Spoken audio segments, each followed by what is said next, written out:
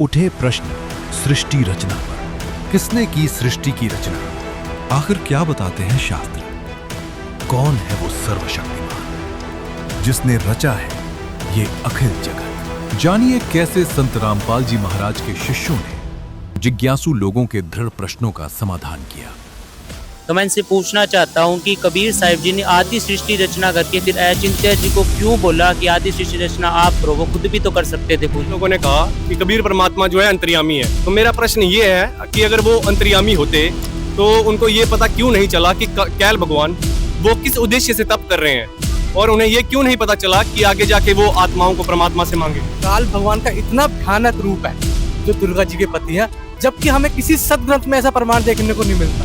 पूछना चाहता हूँ, जब कबीर जी को पता था कि ये काल दुर्गा के साथ इतना दुर्व्यवहार करेगा, फिर भी उस कबीर जी ने दुर्गा को इतनी सुंदर रूप से स्त्री बनाकर भेजा। वो पुष्प बनाकर भी भेज सकते थे। जो ज्ञान दिया है सृष्टि रचना के बारे में, जिसको पूरा समाज क्या है अनैतिक मानता है, वो कबीर साहब के ज्ञान से बिल्कुल निम्न स्तर का है।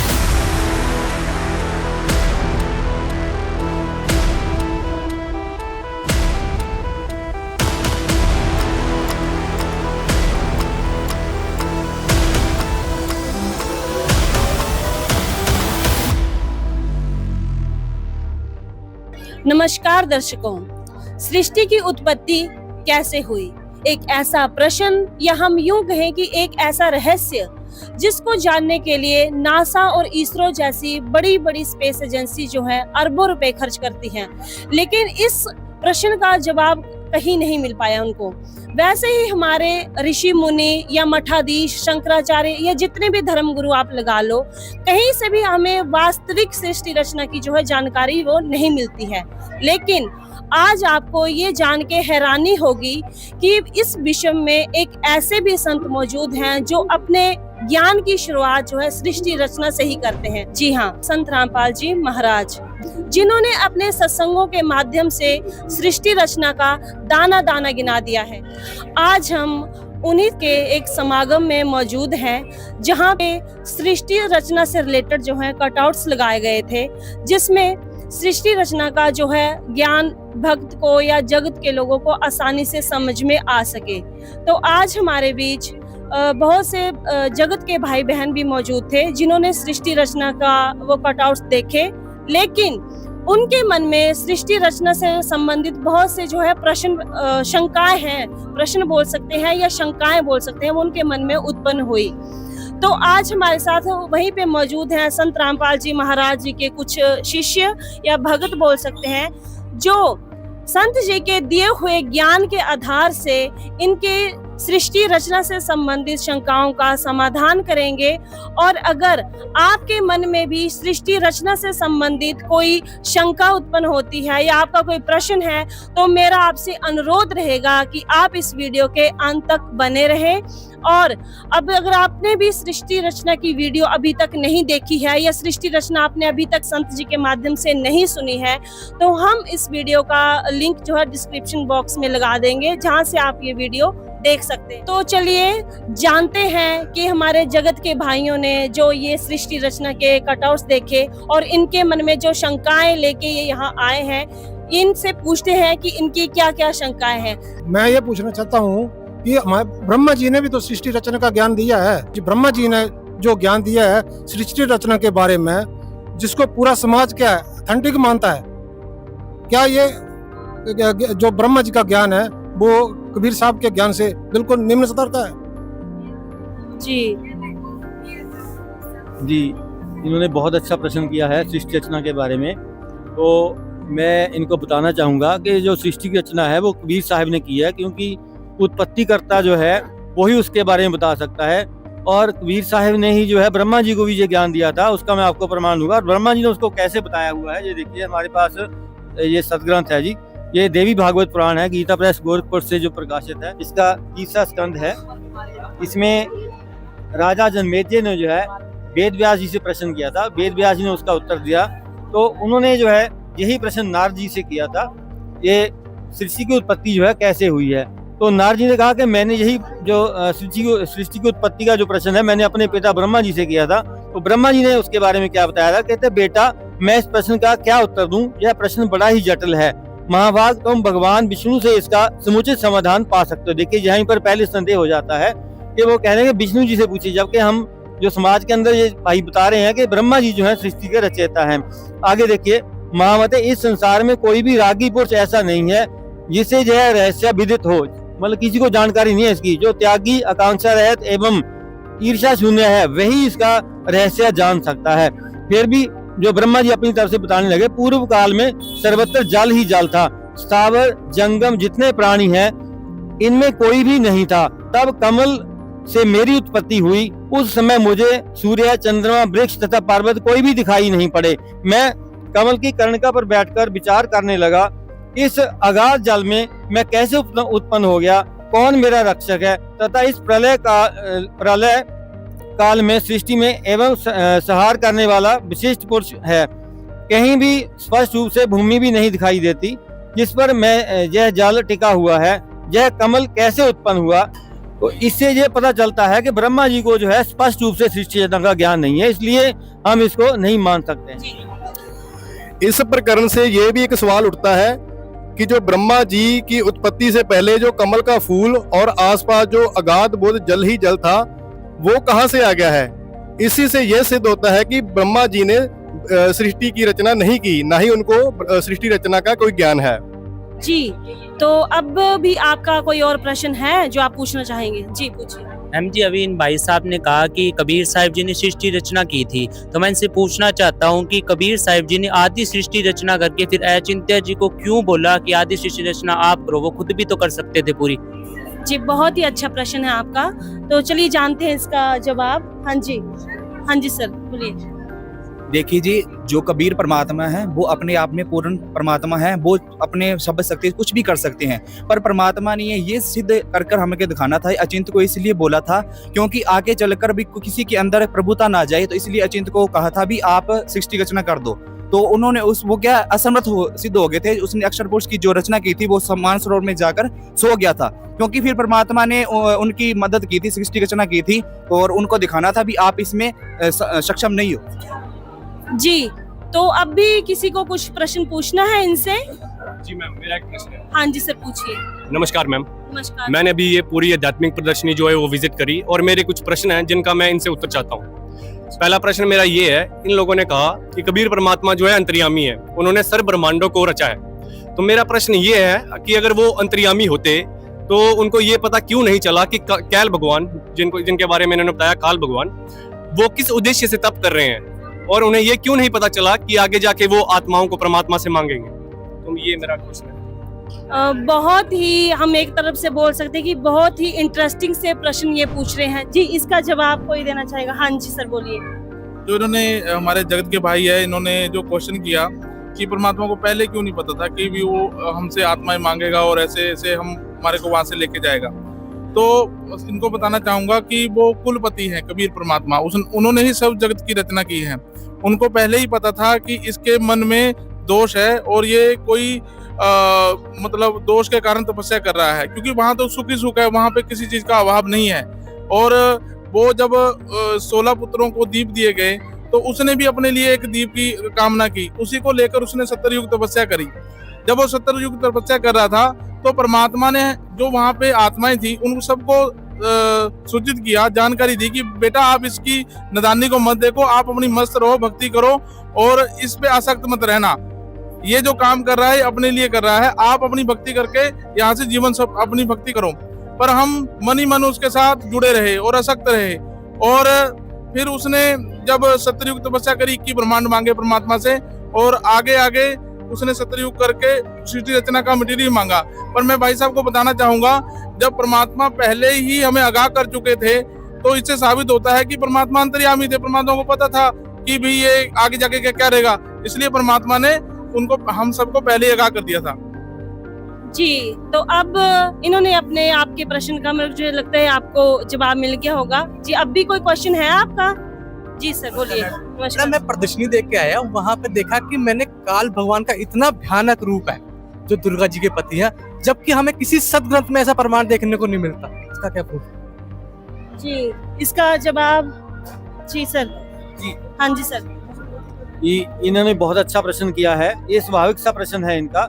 लेकिन संत रामपाल जी महाराज जो ज्ञान देते हैं वो उनका आधार होता है, बेसलेस ज्ञान नहीं देते हैं। ग्रंथों से जो है आधार लेकर के वहीं से जो है हमें बताते हैं। हमारे जितने भी पवित्र ग्रंथ है, पवित्र चारों वेद हैं, भगवत गीता है। ये देखिए मैं आपको दिखाना चाहूंगा, श्रीमद् भगवत गीता है जो गीता प्रेस गोरखपुर से प्रकाशित है। जयदयाल गोविंद का इसके राइटर है, अनुवादक। ये देखिए इसका 11वां अध्याय है, ये इसका 20 नंबर मंत्र है। हे महात्मन, यह स्वर्ग और पृथ्वी के बीच का संपूर्ण आकाश तथा सब दिशाएं एक आप से ही परिपूर्ण है तथा आपके इस अलौकिक और भयंकर रूप को, ये इनके प्रश्न का उत्तर आ रहा है, भयंकर रूप को देखकर तीनों लोग अति व्यथा को प्राप्त हो रहे हैं। देखिए आगे,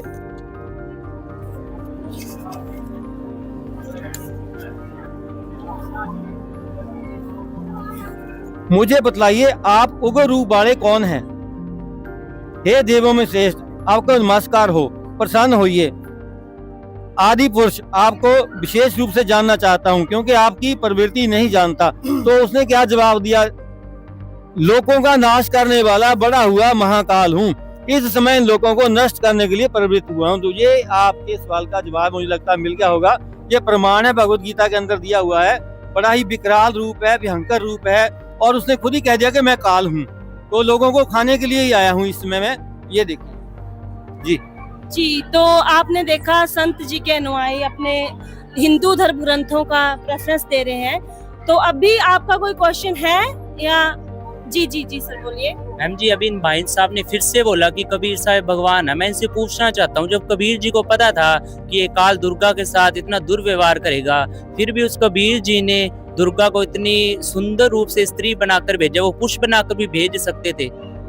जी, दुर्गा को पुरुष बनाकर भी भेज सकते थे। जी, इस विषय में जवाब जी आप आगे आ जाइए सर। हाँ जी।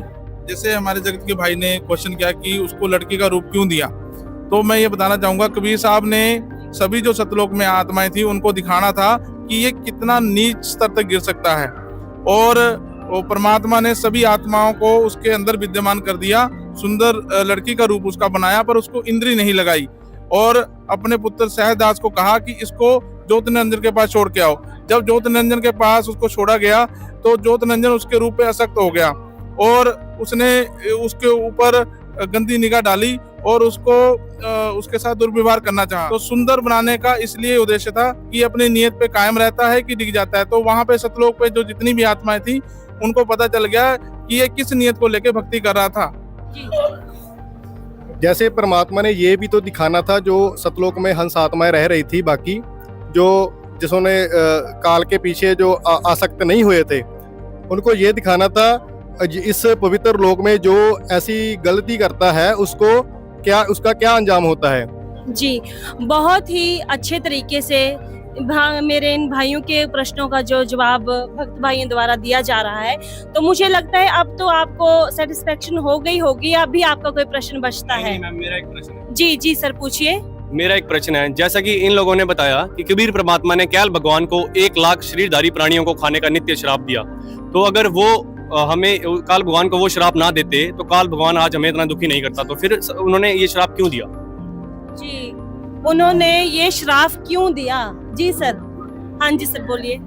देखिए, जब कबीर परमात्मा ने दुर्गा जी और काल भगवान को निष्कासित किया था 21 ब्रह्मांड के से, तो काल भगवान को कबीर साहब ने श्राप लगाया था भी तुम ना 1 लाख डेली खाया करोगे, 1.25 लाख उत्पन्न किया करो। श्राप दिया था परमात्मा ने।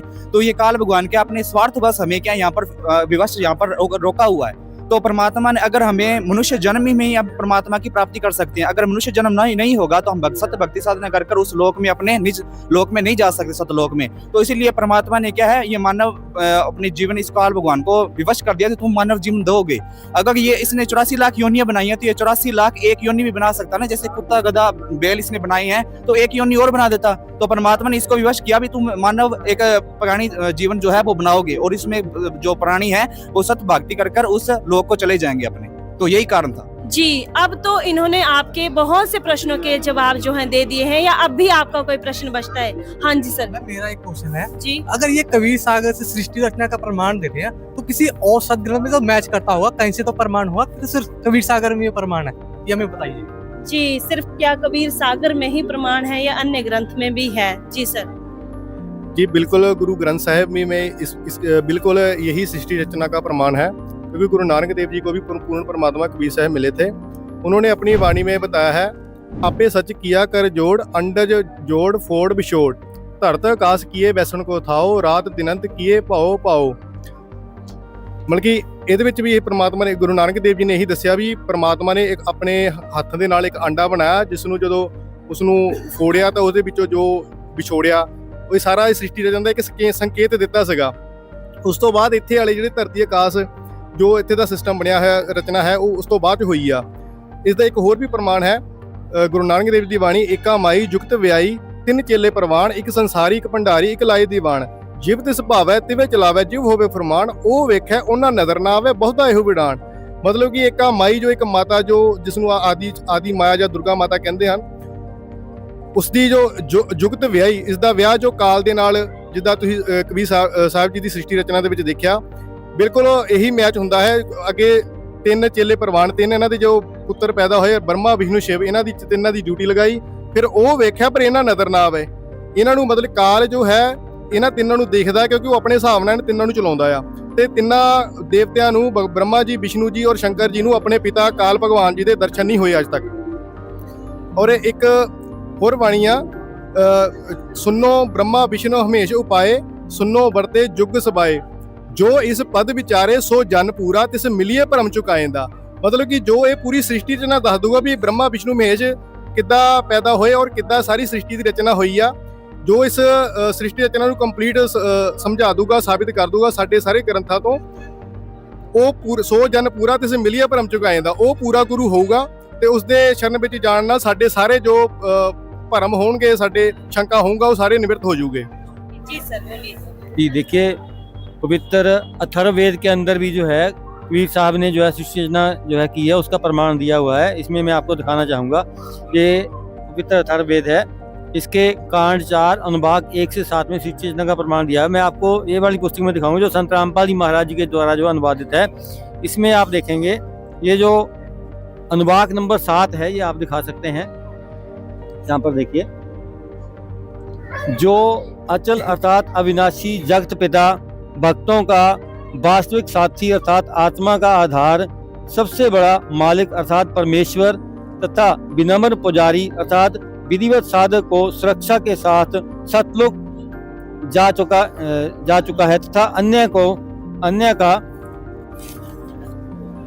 सतलोक ले जाने वाला, सर्व ब्रह्मांडों को रचने वाला, जगदम्बा अर्थात माता के गुणों वाला से भी युक्त, काल की तरह धोखा न देने वाला, स्वभाव अर्थात गुणों वाला, ज्यों का त्यों अर्थात वैसा ही वह आप कबीर देव है। भाषा भिन्न इसे कबीर परमेश्वर भी कहते हैं। इससे आप ये देख सकते हैं कि कबीर परमेश्वर जो है वो सबकी उत्पत्ति करता है और वो सबको जो है अविनाशी लोक में लेकर के जाता है। ये क्योंकि जो क्षर पुरुष और अक्षर पुरुष के जो लोग हैं ये नाशवान हैं। क्षर काल ब्रह्म के जो है 21 ब्रह्मांड है, ऐसे ही अक्षर पुरुष के जो है 7 संख्य ब्रह्मांड है, ये सभी नाशवान हैं। तो यहाँ से जीवों को निकाल करके जो है कबीर देव जो है सतलोक ले जाने वाला, इसमें साफ साफ बताया हुआ है। जी जी, तो आपने अभी देखा कि इन्होंने पूछा था कि सृष्टि रचना क्या कबीर सागर से ही प्रमाणित है, तो बहुत ही अच्छा उदाहरण जो हमारे भगत भाइयों ने इनको दिया। तो अब भी जगत का कोई प्रश्न बचता है, या मुझे लग रहा है कि अब तो आपको सारे प्रश्नों के जवाब जो हैं वो मिल चुके होंगे? जी मैम, जब हमने सर्वप्रथम इनकी सृष्टि रचना सुनी तो हमें कुछ कहानी सी और कुछ बनावटी सी बात लगी, पर अब जब इन्होंने हमें सभी सदग्रंथों से प्रमाणित करके बताया है तो हमें ऐसा लग रहा है कि शायद इनकी बात में कुछ सच्चाई हो सकती है। हाँ जी मैम, हम इतने कम समय में तो इतनी ज़्यादा जानकारी प्राप्त नहीं कर सकते। हम इनकी जो 2-3 बुक्स है वो लिख के जाएंगे और उनका घर पे बैठकर अध्ययन करेंगे। हाँ जी मैडम, इनकी पुस्तकें ले जाएंगे और घर में गठन करेंगे। जी सर जी। मैं भी इनकी किताब लेके जाऊंगा।